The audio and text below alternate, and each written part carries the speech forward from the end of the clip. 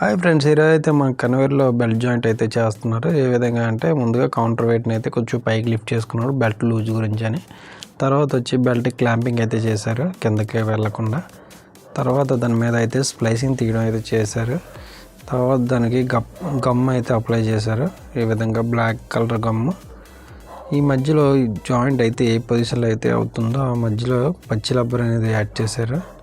Add చేసి మళ్ళీ gumming అంతా శుభ్రంగా ఒకసారి గమ్మింగ్ అయితే చేశారు. ఇది వచ్చేటికి హాట్ జాయింట్.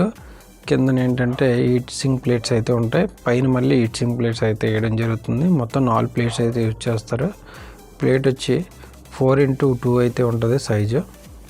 ఇవి వచ్చి పై సిలిండర్లు, దాని మీద ఒక అల్యూమినియం ప్లేట్ అయితే రావడం జరుగుతుంది. ఇది వచ్చి మనకి పంపు, ఆయిల్ పంపు.